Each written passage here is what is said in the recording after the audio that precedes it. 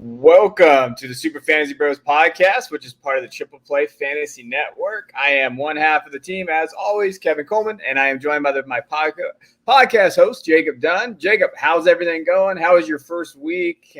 Any bad beats? How is everything going in the fantasy world?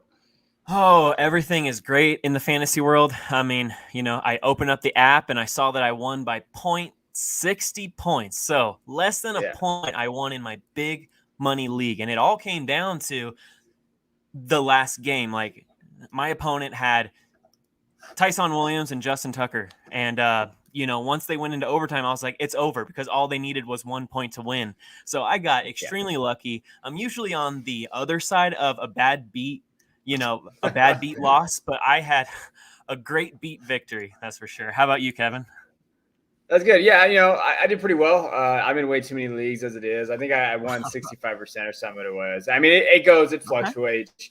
I won by, last night I had to watch out for Waller, and Waller had one of those performances where I had him on a couple teams, but I didn't need him to do well. I needed Derek Carr to do well. And then, hey, lo and behold, he did do well, and I went back and forth. And Scott Fishbowl, I was playing against Waller, Carr, and Drake, and ended up winning somehow in that. Okay. I was holding on for dear life at the end. But, hey, I think last night's game was a perfect everything. It was a great football game, and on top of it being a great football game, it was also a fantasy tilt game. Like, when you watch it, you got to worry about every little play, every little, so it was exciting. I'm just happy to have football back. I watched so much football this weekend. I definitely have to take a break because my wife's mad at me. I hear that. And also to piggyback off of your Monday Night Football game, I mean, it was so cool to see that Vegas Stadium just insane. Yeah. They were causing a ruckus. It was really cool to see them debut with all of their fans like in full attendance. I mean, like, they put on a show. But also, as you said, my wife was getting tired of me saying, I just need Tyson Williams to not score here, or I need to hang on. She was just like, yeah. So I get that, Kevin. The wife is not a huge fan of fantasy football, but they tolerate it, and that's all we can ask for, right? They tolerate it, and that's why we're here, right? So, we're getting into it, and on today's show, we're going to be covering recent news, definitely some player reactions, how we worried we should be. We're breaking everything you need to know for week 2, streamers, waiver wire ads, players we're disappointed in, a dynasty meter for everybody out there for panic meters, and then our lock of the week. So let's get going. Here we go! All right, so week 1 reactions. Let's get into this. And we're going to talk about a couple players that stood out to us. And, was it a mirage or was it something that we expect every week? And for me, I'm going to say DeAndre Swift. I've been on the Swift chain forever. He finished as running back 4 this week at 24.4 points per game, fantasy points per game right now for, PPR leagues. And I just think, like, even right before me and Jacob were texting before the game started, there was that phantom report from NFL Fantasy came out like 10 minutes before the game. Swift's, is going to be, he may not play, or if so, he's going to be limited. And you and me both said, I'm keeping him in, and we're just going to roll. And I think we did. And I won every league that I have Swift in, I won. And I kept him there, and he finished as a top 5 running back option. And it was one of those things that I think when you look at the Lions, I was watching that game a lot because obviously I'm invested in Swift. When you look at what they don't have outside weapons. They're going to lean on their running backs, and they're going to lean on that tight end and running backs this year, and that's where the targets are going to go. And I think when we look at that, we underestimated the lack of weapons on the outside that they have. I think we overestimated Tyrod Williams a little bit, Amon-Ra St. Brown. So I think DeAndre Swift, he had an excellent game, and I think he's going to get better. I think that he still was a little limited, but it didn't look like he got hurt, banged up at all. And I see him still being an option, and he outperformed his ADP. What do you think of Swift? I loved it. He actually out-targeted CMC, and I love that. He had 11 targets, and he looked fantastic. I mean, he wasn't limited. I know that Jamal Williams started the game, and he was getting all the touches at first, which was a concern. But like you said, Kevin, we weren't worried. We kept him in because head coach Dan Campbell loves him and wants to give him the ball in space, which we saw 11 targets. That's insane. And Hawkinson also got about 11 targets.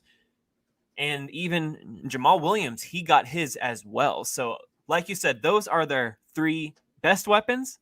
and their only weapons, as of now. So the offense is going to run through them. I thought Swift looked great, and I didn't think. I mean, you would have never guessed that he had that groin injury. He looked fantastic. No, I mean, and Jamal Williams is there, and he finished as running back 2 this week. That won't obviously last, but he got 9 targets there. I do think that Swift's the guy that owned, but I also think that Jamal Williams has standalone starting power, and especially in that offense. So I'm good with either one of those. Right on. Yeah. And so my guy who I was extremely impressed with is Amari Cooper, your boy, Kevin. The Cowboys looked fantastic last Thursday. Everyone on that offense, except for Zeke, but we all saw that coming with the Buccaneers front. So, Amari Cooper, he was injured all offseason. So you were most likely getting him at a discount like me. Like I got him in the middle of the 4th round. I chose him actually over Mike Evans. So seeing them both play and having Cooper go off and Mike Evans put up a dud, that was a fantastic feeling. Like that was like, okay, because I was in between those two because that was going to be my first wideout because I drafted 3 RBs in a row. And I was like, okay, I need a wide receiver 1. And Cooper has that upside despite the injury. And I got him at a discount. And boy, am I glad I did. His route running was incredible as always. His health and his skills were on full display on a very good Bucs defense as well. I think that sky is the limit for Cooper. As long as Dak stays healthy, Cooper can not only be a wide receiver 1. I see him consistently being in the top 10. Yeah, no, I like that. I think that, and they're going to throw a ton. That's what we just saw, right? We saw what their game plan was against. Now that Bucs game plan could have been like that because of how good their defense is. Offensive line was a little banged up, but when you look at what they did and look at like their volume that they had, their offense. When you look at just total passing plays, completions, what you saw there, you had 58 times through the ball. Cooper's going to be there, and now with Michael Gallup injured. I do like Cedric Wilson, and I actually have him on a couple of rosters just because as a Dallas fan, I've known about him.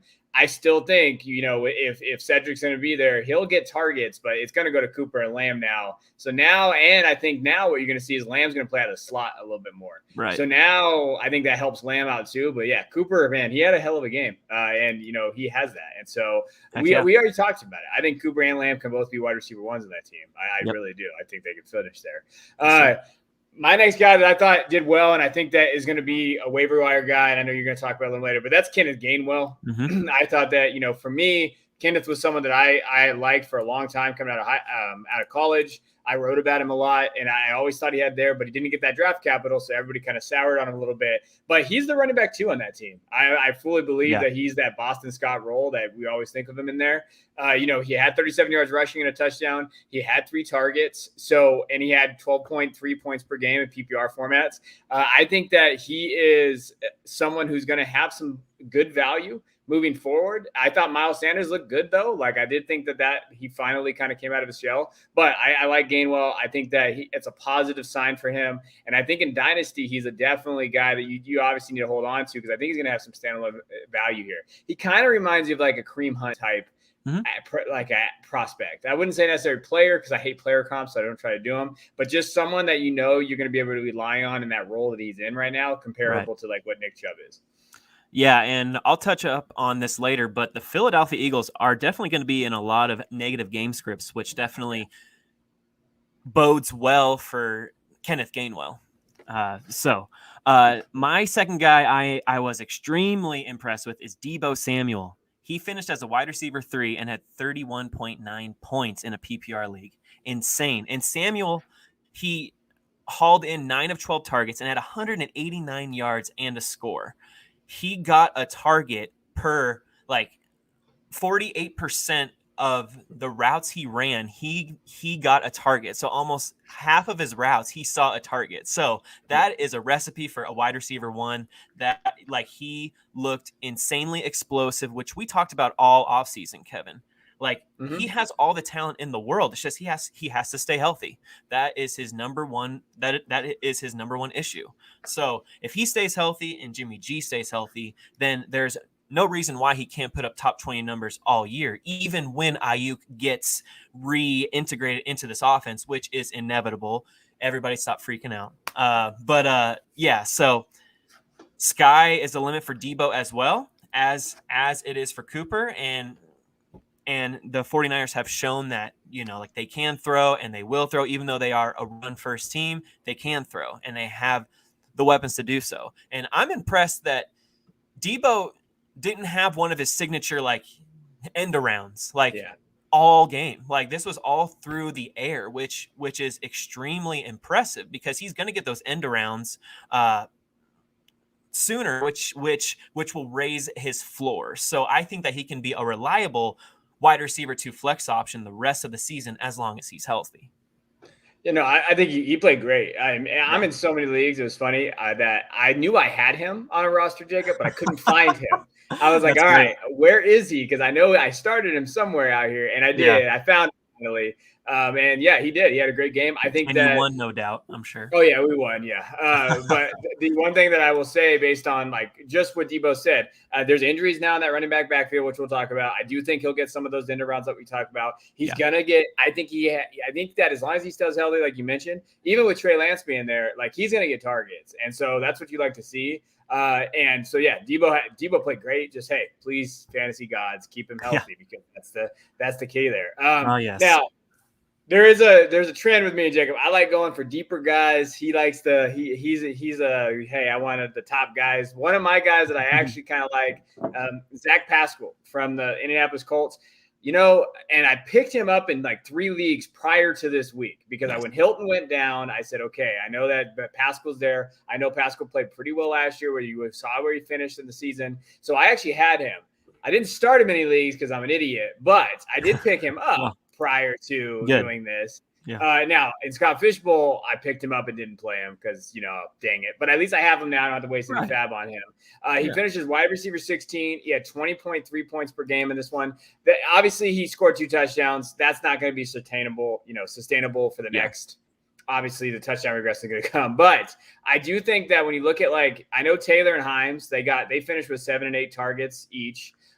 So I understand that the running back's going to get targets, but Zach Pascal was the only wide receiver to get targeted at least 5 times. Mm-hmm. So that says something to me. I do think that they're going to be there. So he had 5 targets and 69 snaps. He played 91% and still fewer than Pittman. So he still caught out there. He was out there way more than Pittman. I like that. I like what he did there. And he was the only one with more than 3 receptions. So for me, when I'm watching him and watching him play, if Hilton is still out, and obviously he's going to be, Pascal's the guy that you grab. And again, that kind of hurts me with Paris, but I think Paris Campbell's done. I think it's going to be Pascal's kind of roll in there with Pittman, and then they're going to just rotate those tight ends and then they have their running backs. But I think Pascal's a sneaky ad in all formats. Yeah.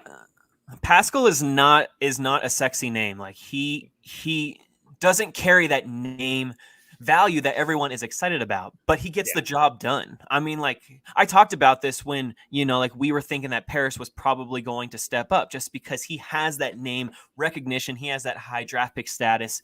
And it's just okay, it's now or never with T.Y. Hilton gone.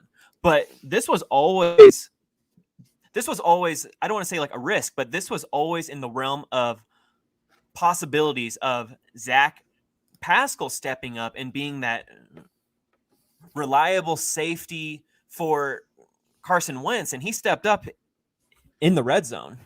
So it seems like Zach Pascal is the red zone priority for Wentz, which carries a lot of value. And what you said earlier, Kevin, you may not have started him, but now you don't have to waste any fab on picking him up. You don't have to waste a waiver priority. And that is the beauty of making those ads on Sunday morning. It's why not? If you have some dead weight on your bench, why not pick up those high upside guys, especially in week 1, where it's why not? Because now you can beat out your league mates to the waiver wire, and you can seem like an absolute genius when somebody searches to add him and it says that you actually roster him. It's oh man, that guy is super smart. That Kevin, he already rostered Zach Pascal. That son of a gun knew what we didn't. That's incredible. And that's what makes you a fantasy expert, Kevin. You were ahead of all your league mates, and I love it. Zach Pascal, he looked great. I love the pick. Yeah, I mean, you could call me an expert, but I also stand at Brandon Ayuk, which we'll talk about a little bit. So there's a little bit of that. But no, I agree. I think being ahead of these things where you don't have to waste all this fab and waste all this stuff, that's why we do it. And that's why we give you these names and we talk That's right. about them. Who is the last guy for you that you felt like had a great, and maybe if going forward here? All right, so my last guy here is good old Tom Brady. I am just so impressed about how good he looked, how strong his arm looked at age 44. I mean, Yeah. he's like 7 years older than Aaron Rodgers, yet he looked 10 years younger than Aaron Rodgers physically and in the way that he played. Like Tom Brady, he threw for 379 yards with 4 touchdowns and 2 picks, but one of those picks was a Hail Mary at the last second before halftime, and the other pick was a tipped ball screen by Leonard Fournette. So those weren't even, one was his fault, but that was just like a Hail Mary shot, and then it was Leonard's fault in the other one. So I mean, he had an incredible game. He already looks like he is in mid-season form. Like with the chemistry that he has with Godwin and with Antonio Brown. Antonio Brown, just on a side note, I trust him as a wide receiver 2 going forward. And, even though he is still technically the wide receiver 3 on that team, Brady looked his way so much, and Brown looked spry. He looked elusive. He looked great. So I really like him moving forward. I would definitely put him in your starting lineup as at least a flex, because I believe he has a high floor and a very high ceiling as well. I think that Brady is capable of these numbers every week if need be. Now, the Buccaneers don't have the luxury of facing the Cowboys every week where, they're going to score on the Cowboys, but the Cowboys offense is so high powered they will score back. Like, that's not going to be an every week thing. Looking ahead to week 2, the Bucs face the Falcons. So Brady is not necessarily going to be a rock solid quarterback 1 just because he could be done by mid third quarter. But I still think that he will do enough damage by the third quarter to still be, a serviceable start this week. But it's good to see that Tom Brady can put up those numbers when he has to. And he is going to have to this year a few times. Like, they play the Saints a couple times. And, they face a lot of good teams. There's just like some weeks where he's not going to be as needed, and that's when you can stream. So, we're going to have those streaming options every single podcast every week, just in case you want another option. But Brady, man, he looked impressive. I don't know how I know he has this health regimen. He has a fountain of youth. He made a deal with the devil. I don't know what he did, but he looks incredible, man. It's all those smoothies from whatever he's drinking from. That's what he is. It's his workout plan. I need to get on that really quick because he's out here just grinding this away. I give him credit, I think one thing though, I like that you said Antonio Brown, which I think they do have a good connection. That whole trying to figure out who's going to get the targets in that wide receiver room, Brown, Evans, and Godwin, even Gronk. And as soon as OJ Howard kind of gets in the mix and we're talking about these guys, it's going to be it's going to be a pain. Like, it's going to be something that you're going to have to deal with all year if you draft one of those guys. Like, I have Mike Evans on a couple of rosters. That's going to be a tough decision. Like, okay, hey, at what point do we end up not starting him? Sure. Because we know he's going to get 5 points, but the week you're not going to start him, he's going to get 20 and you're just going to be kicking yourself. But I think that's going to be the difficult thing. But Brady has all his options. So this is about Brady. Brady's going to be fine. That's right. All right, let's go to some players that disappointed us and maybe if we need to be worried about him. For me, Brandon Ayuk is number 1. Damn it, Brandon. And it seemed like this came out of nowhere, really, and it seems like he's in the doghouse. And Shanahan basically said that he had an okay camp. He came out ready to go, and then it seems like he dropped off. And this was kind of one of those he sent a message saying, "Hey, we don't need you." One thing about Kyle Shanahan, he kind of seems like a dick. I'll be 100% honest with everybody out there. He seems like a hard ass. And if you get into his doghouse, from everything I've read, it's been extremely hard to get out of it. So Ayuk isn't about play. It's about, is he in Shanahan's doghouse? Will he get out? And if you look at Sherfield, these other guys that stepped up, Debo stepped up. I do think he's going to get out, but my confidence for me starting him next week is waning. I don't know what to do entirely next week. I am not starting him anywhere. And Kevin, I was riding that stand train with you. Ayuk was in for a huge year, and that's how, we saw all these highlights in training camp, albeit it was from Trey Lance to Ayuk, but still, I mean, like, by all accounts, and like the beat reporters in San Francisco all said that Ayuk was having a great camp too. Like, this came out of complete left field. Like nobody saw this coming. And then he said something like Ayuk has to learn to be a pro. It's like he had a fantastic rookie season where he carried your receiving core when everyone else was hurt.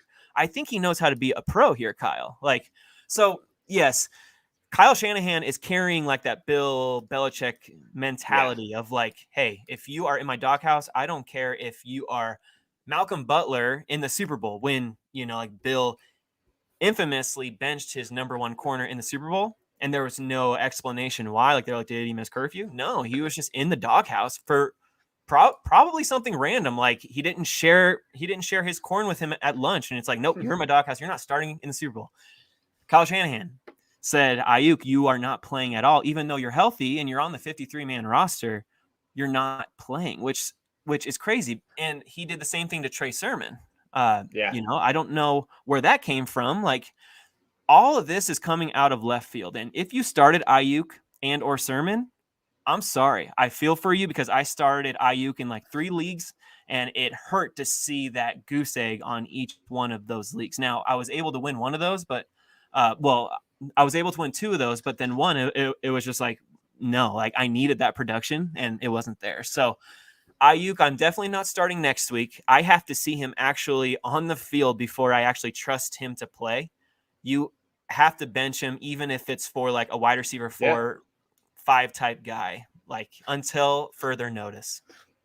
Yeah, I don't know. I like to risk things. Like, I don't know. Like, we'll see. I haven't decided yet what I'm going to do yet. I haven't decided yet because I could see how you coming out next week and having that game, and you're sitting there like, dang it, I should have started it. It depends on roster. It depends on their size. Like, obviously, if you have guys that can be a reliable wide receiver 2-ish, 3, like, I get it. I understand. But in deeper leagues, dynasty leagues, you never know. Sometimes you have to go with that wide receiver. Who is your guy? Who's one of your guys that you feel like disappointed in? Are you worried about him? One of my guys is Aaron Jones. He finished as an RB55 with 2.2 points. The whole Green Bay offense just looked atrocious. They didn't look in sync. They looked like they had just met the night before and said, all right, guys, we're a bunch of talented people. Let's just see if we can do it. Like, they just looked awful. They were not in sync. Like, this could be like some repercussions from Aaron Rodgers missing all of training camp. Now, Rodgers did play in the preseason, but perhaps they needed that extra time to get that timing down and to get that offense down. So it was such a brutal game to watch. Like, Jones just had 5 carries for 9 yards and had 2 catches for 13 yards. So even in a negative game script, he wasn't even targeted that much. He was just targeted twice. He caught both of those balls, but he averaged 1.4 yards per carry. So Aaron Jones was ineffective, but so was Rodgers, so was Tunyon, so was Adams. I mean, like, this was just a bad game for the Packers as a whole. I just wanted to highlight Jones because it was surprising to see him not get more targets in such a negative game script. But there is light at the end of the tunnel. They face the Detroit Lions on Monday Night Football. So I expect a bounce back from the whole Packers offense, especially Jones. Jones is sticking in my top 10 this week, heading into week 2. Yeah, I mean, and that's a big hit for guys that took Jones, running back 6, and that's where he was going. I mean, that's a huge hit for people out there. Again, I think it will obviously relegate back to the mean, and obviously the Lions are terrible. Right. But you have that area there. Now, the one wide receiver that I think I was a little disappointed in, Kenny Galladay. And it's not necessarily about Kenny Galladay. Like, he finished as wide receiver 53, 10.4 points per game in PPR, which is not good. But the thing I would say about Galladay is, I think I'm more worried about his offensive system. Daniel Jones, when you looked at what Daniel Jones did, he was okay. He was 22 for 37. They were throwing a lot, though, because they gave script. They lost to Denver, obviously. Completion percentage was down.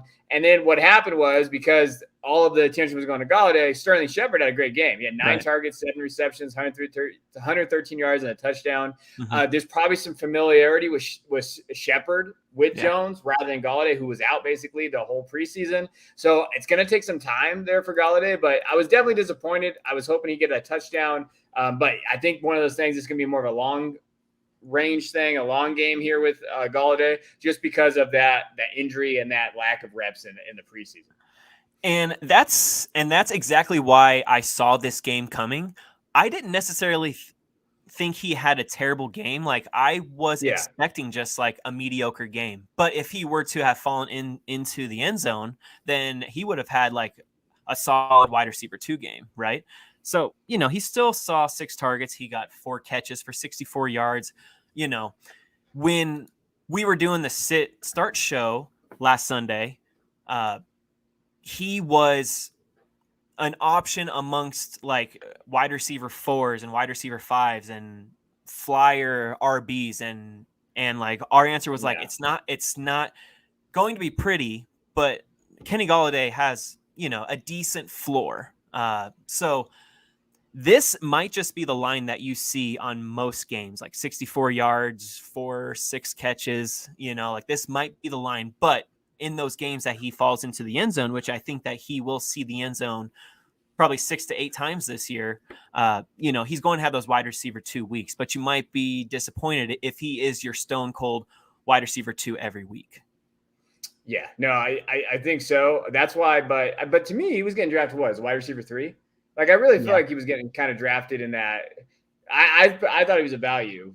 I think he was going wide receiver 3, 4-ish. So, like, you have time. Like, relax, everybody out there. If you got Kenny G. I'm just saying I was disappointed.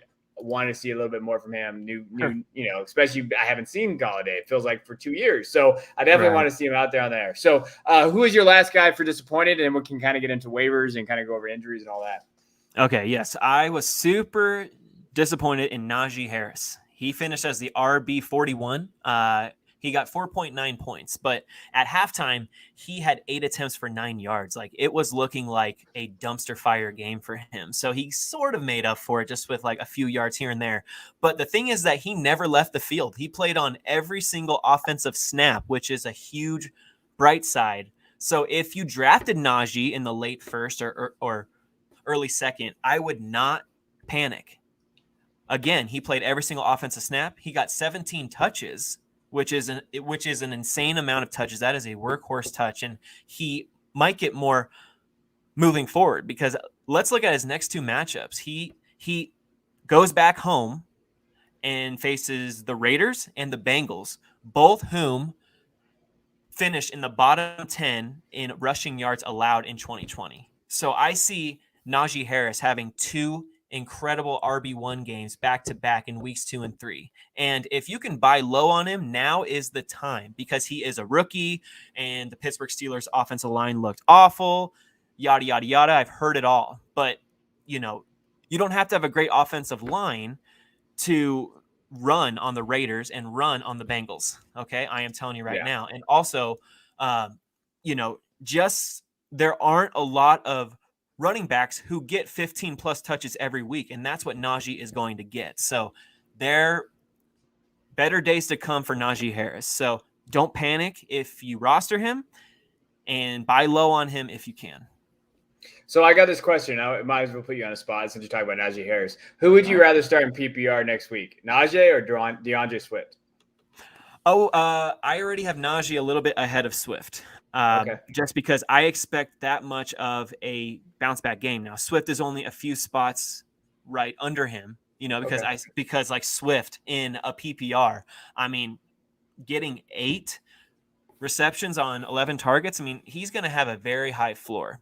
I just think that Naji is going to bust out next week. Now, it's close, and I can see the argument going for Swift, especially after what he just did last week. I just trust Naji a little bit more with a safer floor, with no Jamal Williams breathing down his neck. But hey, that is not stopping me from starting Swift, because on one team, I have Naji Harris and Swift. and I am loving life right now because I know that week 2 is going to be a smash for both of those guys. I just lean Naji next week. That's fair. I have to ask other people because my blinders for Swift get me in trouble sometimes. All right, so we want to go over injury watch, and then we'll go to waiver ads and talk about that. Man, I know you're feeling happy. Your team won on Sunday, and everything looked good. Yeah.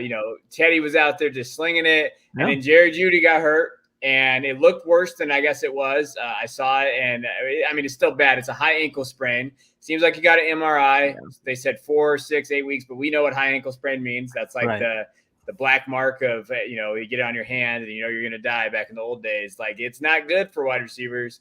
For me, a question for you is especially redraft, because I don't do redraft a lot. And so in some leagues, they don't have an IR. And I know that. And then even Scott Fishbowl, they don't have an IR. Do we drop Jeudy, or do you hold on to him, hoping that you can kind of, you'll be fine with plugging guys in? If your benches aren't deep, though, do you keep him or do you get rid of him? So in an 8, 10, and 12 team league without an IR, you drop him immediately. There is no use in holding on to dead weight when you can get some upside picks who could turn out to be studs for you later. Especially, if you can pick up a Tim Patrick, who is his backup in Denver, he's going to be solid because Teddy loves Tim Patrick. We saw that. He loves those, those just grinded out wide receivers. And Tim Patrick is not a sexy name, but he's going to get the job done. So 8, 10, and 12 team leagues, I would straight up drop him just because, as you said, Kevin, their high ankle sprains are deadly. I mean, it was almost a fracture. It came this close, but it was just considered a sprain. But all athletes want to come back way too soon from a high ankle sprain, i.e. Saquon Barkley 2 years ago. He came back in 4 weeks and was awful the rest of the year. So I think it depends on how the Denver Broncos are doing in the standings. If they keep on winning, then they might just rush out Jeudy. But if they stay mediocre, which I expect them to do, stay at that 500 number, I think that they are going to put the kid gloves on and just wait, the full 6 weeks, if not more, if he needs more time. They're not going to risk their prize wideout on a quick return. Now, Kevin, in a 14 team league, a 16 team league, if you're in a crazy huge league, and in the Scott Fishbowl, I'm holding him because there are no free agents available in those leagues. It is slim pickings. Now, if you can bid high and get Mitchell, or if you can get Patrick, then yes, I say you make that move because every win counts. You can't just rely on you winning every week because that's a very, very competitive league. So I would not even mess with that in trying to hold him if you can get Patrick or someone that is going to get that wide receiver to work. Other than that, if you don't have an IR spot, guys, and you are in a shallow league up to 12 leagues, I'm dropping him. Okay, that's fair. I think great you brought up Tim Patrick. Last year, we saw him last year have, I think it was 5 games. He had over 12.5 PPR fantasy points. Yeah. And he had those big games. I believe this guy's the Jets. I think he did well. I think he had 113 yards and a touchdown. And then you look at what he did against KC. I know he had a couple touchdowns there. He's a legitimate option. So keep an eye out for Patrick. And I know I have Patrick in a couple places, big kid, 6'4", 212. That's kind of Teddy's thing. That's Teddy's go-to guy there. All right, what injury do you have? And then we'll kind of transition to waivers. So we got to bring up Raheem Mostert. Now, initial reports was that he was just going to miss 8 weeks. He was going to be put on the IR. He was going to miss 8 weeks, but he tweeted out today that he's going to miss the whole season. He just opted into having season-ending knee surgery, which is such a bummer because he started off last week's game so hot. And I'm sure if you are listening to this right now and you roster him, you are just extremely bummed. I feel for you. I'm sorry. He was averaging 10 yards per carry and then he goes down. We all knew that he was an injury risk, but not this soon. Not in the first or second quarter of the first week of the season. That's insane.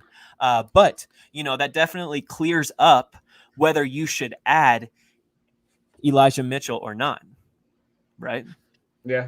Yeah, no. So how much you give away for Elijah Mitchell? Let's talk about waiver wire ads. That's going to be the number one. That's going to be tomorrow. To whatever time you guys are going out there. What would you do with Elijah Mitchell? Is that your number one guy you're going after on waivers right now?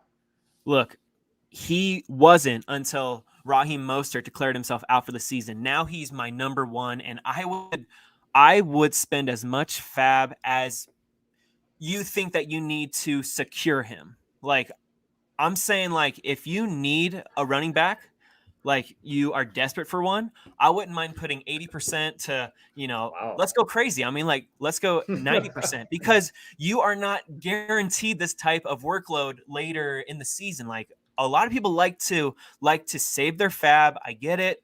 But, like, you're saving it all season.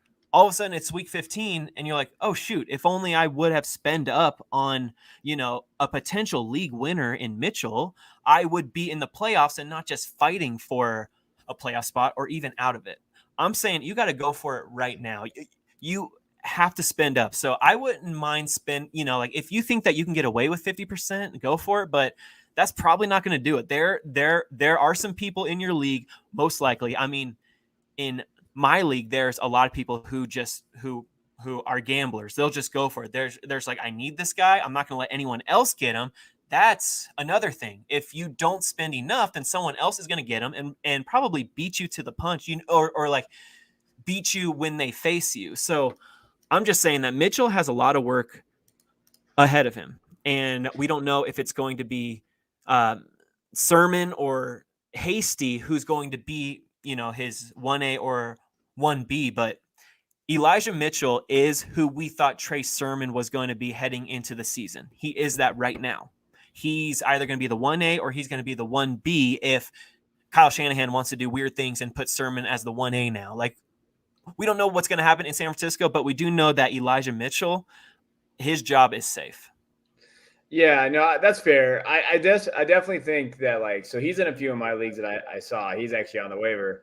Yeah, for me, I'm not going higher than like 30%. So, and I'm more conservative here on this one, just because I don't trust Shanahan in that kind of that committee backfield that he likes to do. And to me personally, it depends on the league, but league type, what I have found is in my dynasty leagues, Mitchell's gone, but Hasty's there, and he's not very high. So when you look at like what he has, he's only 1% rostered, obviously, in these leagues. I would maybe spend a little bit less money on Hasty and go for it. And then if you need a running back like you talked about, I don't have a problem with it. I get it. That could be like James Robinson, right? We mentioned these guys like that happened last year. But if you don't necessarily need a running back right now, and you feel like you can maybe add Hasty and have him kind of, be in your running back room and just be that guy. If Mitchell maybe doesn't pan out, Hasty could get easily a touchdown or two of these games that we're talking about. If Sermon comes there, now I'm glad you brought up Sermon in Dynasty. That's my target. Okay. I will go after Sermon all day now.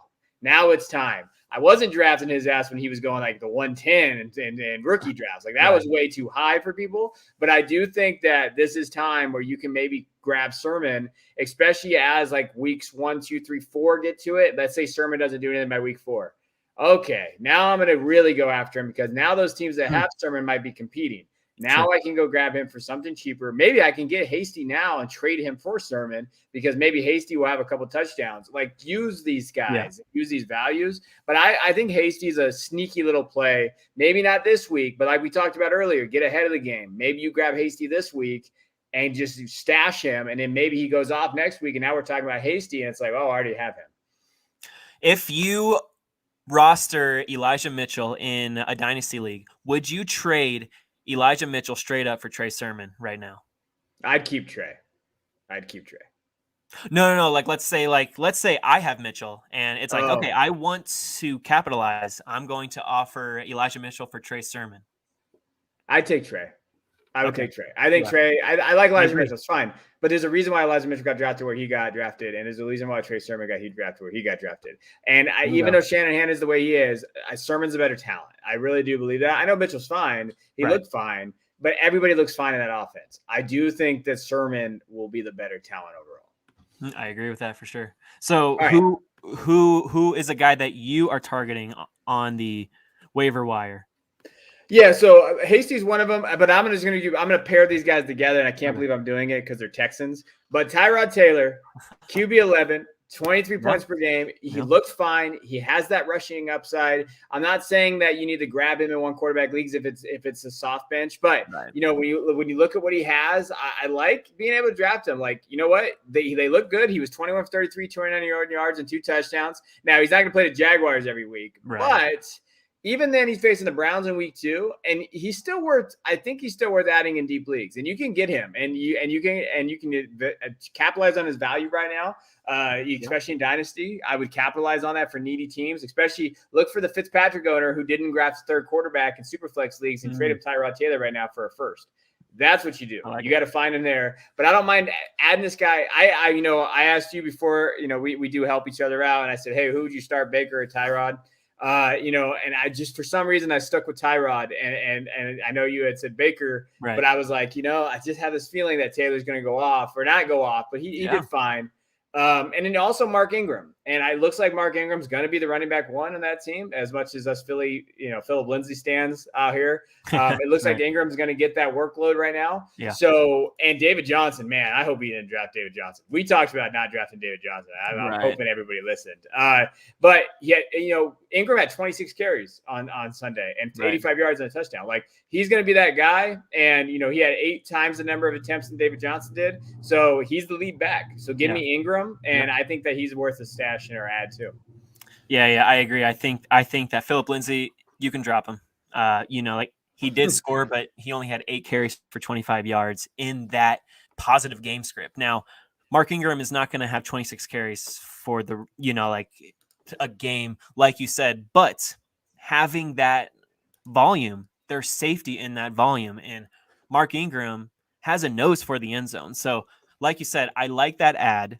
I would go after Mitchell first, but Ingram is a close second. Yeah, I agree. No, I agree there. But Ingram's there. He's there for you. Do you have anybody else before we go? Yes, I want to touch up on Kenneth Gainwell one more time.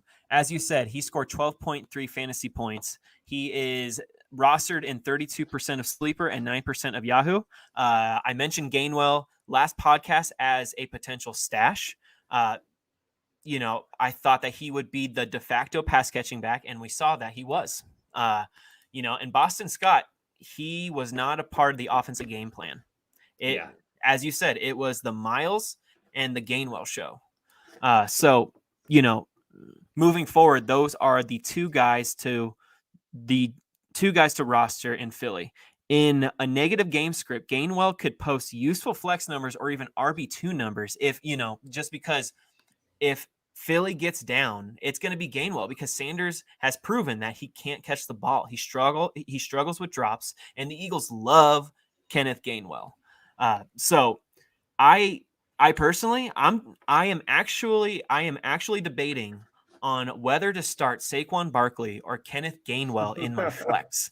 The only reason, I'll bring this up is that Barkley, he's going on a short week to Washington, a very tough defense. And we saw that the Giants were true to their word and only gave him 10 carries. And he took those 10 carries for 26 yards. So do I want another stinker, or do I want that potential high upside in Gainwell and just bench Barkley? I mean, I was hoping that the Giants were liars and just worked Barkley into the ground, and that Barkley was more healthy than they thought. And, he was going to get 20 touches per game. That is not the case. They are handling him with kid gloves.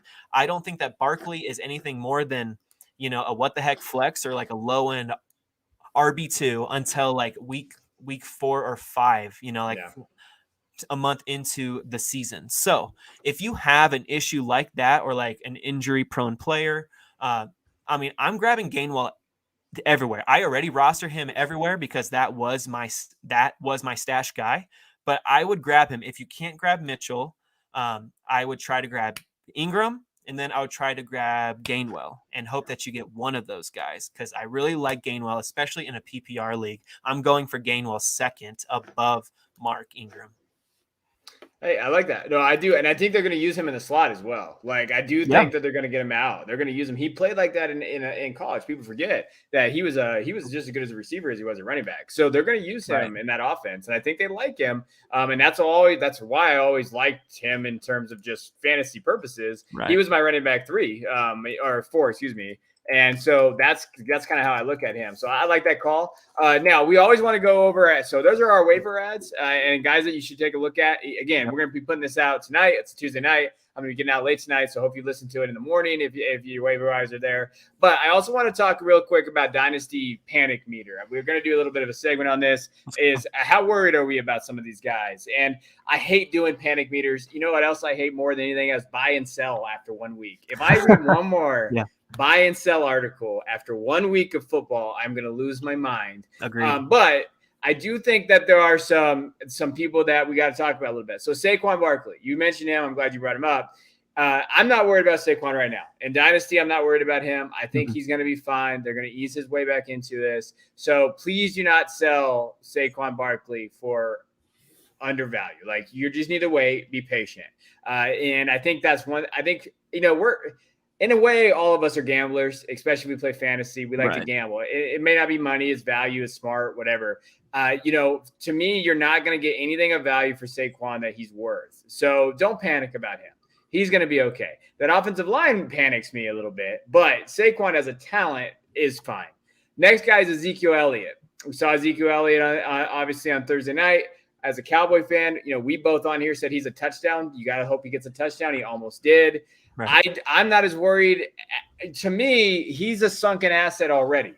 So you might as well just roll with him this year. Like, you're going to have to, because you're not going to get that value. Now, your hope is maybe towards the middle of the season, if you need to offload into a competing team, the time to offload him is going to be weeks 10, 11, 12. Those are your optimum get rid of Zeke weeks, because those are the weeks where guys are going to be going for the playoffs, going for that role. So if Zeke has running back 2 upside at that point, that is the best value you're going to get. So if you're going to offload Zeke at any point, it's weeks 10, 11, and 12. Not now, not later. That's it. Or he's going to die on your roster. So you have to either decide, am I a real contender at weeks 10, 11, 12, or do I need to get rid of this guy? And then the next one's Denzel Mims. Man, poor Denzel Mims. I don't know what happened to Denzel Mims. He's one I am going to be worried about. I know he lost some weight. We had those things. Denzel Mims only played 3 snaps on Sunday. So, and that was with Jamison Crowder and Keelan Cole both being sidelined. So that's tough for me. And Saleh doesn't, when he came out, he said a majority of the reps went to Elijah Moore, Corey Davis, Berrios. They dominated the reps. Part of it is the sequence of the game, a lot of 3 and outs, a lot of short drives. But when you look at what Saleh has been talking about with Mims, I don't think he wants anything to do with Mims in that offense. He wasn't ever a Mims guy. They didn't draft him. I think he's fallen out of favor a little bit. So for me, like, that's the one dynasty asset I think is going to be a sunken asset that you're going to have to hope gets traded to another team. And I think he might get traded to another team before the season goes. And if he does get traded to another team, you sell him then. You get rid of him off of your roster, because I don't see him being any more in the wide receiver 3. If that. That's like his ceiling. Excellent options. I mean, we got Saquon Barkley, don't panic in a dynasty.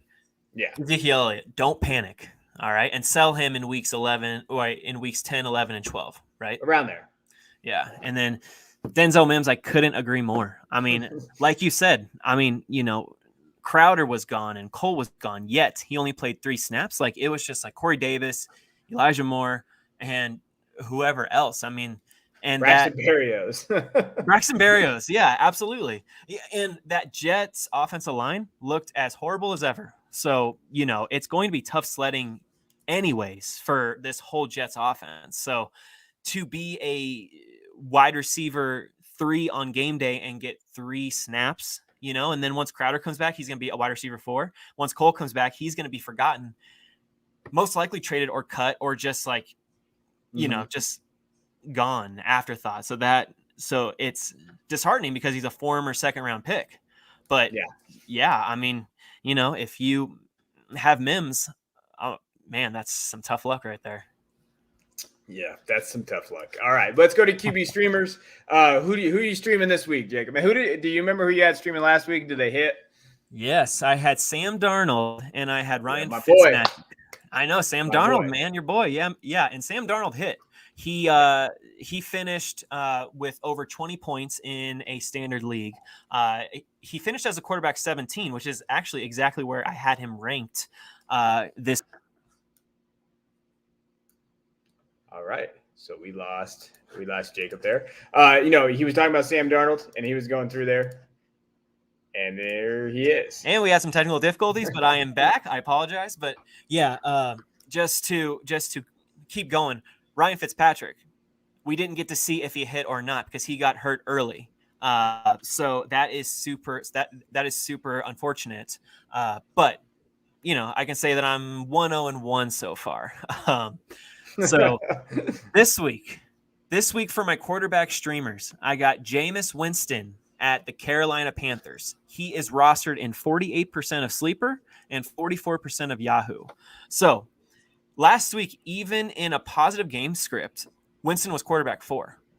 He didn't have a ton of yards, but he had 5 touchdowns. He looked fantastic. When he was in Tampa Bay, he was only useful because he had to climb back into games where he had already thrown 4 picks and just needed to claw his way back and have a ton of yardage with a ton of garbage points. But now he's on a Saints offense where he looked the part. He looked efficient. Saints definitely made the right choice in starting Winston over Hill. Now, Winston is not going to throw a touchdown per every 4 passes like he did last week. But Winston showed mobility in the pocket and was never overly aggressive like he showed during his time in Tampa. And a bonus is that Taysom Hill only got 3 touches. So this isn't a full-blown quarterback committee like we were dreading. Okay, this is Winston's team. So with Alvin Kamara in the backfield, along with promising pass catchers Callaway and Jawan Johnson and Troutman, Winston is my top streamer this week, traveling to Carolina, and is currently ranked as my quarterback 12 heading into week 2. And my second quarterback streamer is a guy I expect to bounce back after a rough week 1, and that's Big Ben Roethlisberger. He returns home to face a Raiders defense that gave up an 8th worst 263 passing yards per game in 2020. All right, they just allowed Lamar Jackson to throw 235 yards last Monday night, and Lamar only had 5 games last season total where he threw over 200 yards. So after Big Ben, he only threw 188 yards, but it was a very tough matchup in Buffalo. So I expect a huge bounce back game by not only him, but by the whole Pittsburgh Steelers offense. I think that everyone is going to eat this game. I think that it's going to be a relatively high scoring game. The game total right now, the Steelers and the Raiders total is at 47.5. I definitely like the over there because Derek Carr showed that he can score. So I think that they're going to have to match score for score in Pittsburgh. Now, I know that the Steelers defense is fantastic, but Carr, he scored at will against another fantastic defense in Baltimore. So I think that this is going to be a quietly high-scoring game. I think that Big Ben is going to put up big numbers, and he is actually my quarterback 16 heading into week 2. Okay. Now, are you worried at all? I love the Jameis Winston pick. I think that's a great pick. Ben Roethlisberger, the one thing I am worried about that offensive line. Are you worried about that offensive line at all with that kind of pass rush that we saw from the Raiders last night? Or are you just think that the quick offense, quick the ball out quick? I do know that the Raiders defense isn't as good as it looked last night. Like, I know that. So sure. I know they can be suspect to giving up points, but are you worried about that pass rush at all? So you stole my answer there at the end. Like, I think that the Raiders have a fantastic pass rush, led by Max Crosby. I mean, that dude is a beast. Okay. So he is going to get into that backfield, but like you said, I think that they're going to draw up quick slants to Johnson, to Claypool, and they're going to get the ball to Naji Harris in space. I think they're going to do things like, much like the Cowboys getting the ball out quick against the Bucs because of their deteriorated offensive line that didn't have Zach Martin. They had to figure out a game plan to get the ball out of Dak's hands quick. And I think that Big Ben is going to get the ball out quick here. I think that Mike Tomlin knows what he needs to do. And I think that Big Ben at home against a Raiders defense, I think that he's going to throw for 300 plus yards and have at least 2 passing touchdowns. All right, I like it. I think kind of a prediction here. I think Naji Harris is going to get 6 targets at least in this game. I think so too. That's rush. Great. Yeah, because of that pass rush. I think they're going to use him in a lot of different ways. Try to get that ball out quick. Use a lot of screens. I can see Najee having a pretty good game with this. All right, last segment of the day. We're going to go to our lock of the week and just kind of a little bit of a play on who do we think has just that matchup that we love. Unfortunately, Jacob keeps picking guys against my Cowboys, which makes me sad. But especially because I'm going to be there this weekend. I'm going to the Chargers Dallas game in LA. Get to go see SoFi Stadium in there. But I'm going to go with mine first, and that's just, man, this guy just keeps doing what he needs to do. David Montgomery. His over/under rushing yards in week 1 was 54. Yeah. He had 108. He had a touchdown. He had 1 reception, 10 yards. He had 18 points. He's a solid running back too. That's what he's going to be. And I think that's it. Now, I think what happened was with Montgomery, people were drafting him as a running back 1 coming out of college, and he's never going to be that top end running back, but he's a very solid option. He's a very good running back. I think that he's not going to always have that floor as a running back 1. I think his floor is running back 2, but he will have weeks where he puts up those numbers. And you know what? When you look at what they did, they put up 322 yards of total offense, which isn't great, but he's now rushed for at least 69 yards and a touchdown in 6 straight games, kind of back to last year. He's facing a Bengals defense that gave up the 8th most fantasy points last year. And then what you saw what Dalvin Cook did, Dalvin Cook put up 20 fantasy points. He had a touchdown, 61 yards. He had 7 targets and 43 yards. And we could definitely see that with Montgomery, especially with check down Dalton there. If he's going to play there, I do think that Montgomery can see those targets go up a little bit, especially like we said with Cohen, those other guys there. Damian Williams really didn't make an impact. So it's Monty's well. So give me Monty this week. I think he's a solid option against that Bengals defense. I love that, dude. I actually have David Montgomery as my RB5 in my early ranking. So as you said, man, he has an easy matchup. And plus it was super impressive in a negative game script. He got over 100 yards and a touchdown against a very, very good Rams defense. Like, that is impressive. So I love that lock of the week, Kevin. Yeah, no, I think that's a good one. Where are you going with your lock? All right, so I'm going with Keenan Allen against your boys, Dallas Cowboys, man. The Dallas Cowboys, they just gave up 379 passing yards to Tom Brady. Justin Herbert still had a decent game in a very difficult matchup against the Washington football team. And now he gets to go back home and face the Dallas Cowboys, who, I'm sorry that I keep picking on them, Kevin, but I love anyone who goes against the Cowboys because I know that's going to be an offensive fireworks show.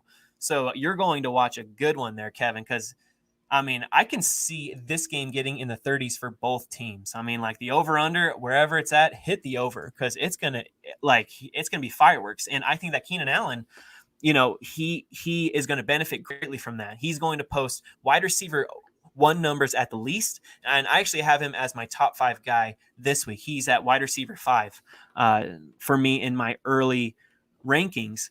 Last week in a tough matchup, Keenan Allen saw 13 targets and hauled in 9 of those for 100 yards. Again, against a very tough Washington defense. Imagine what he can do against the Dallas Cowboys defense, where they're going to have to match score for score with Dak. Dak versus Herbert is going to be so much fun. And I want a piece of that action. I know that Keenan Allen, he's going to put up at least top 10 numbers. I have him putting up top 5 numbers, and he's my lock of the week. Yeah, that's a good pick. I think that it's going to be a shootout, and you're going to have to – I think Allen's going to have a great game. I'm hoping that the over-under for points in this game is 55. I think you take the over. It's going 65. Yeah, it's going to be a high-scoring game. Hopefully I'm there. Hopefully we pull it out at the end.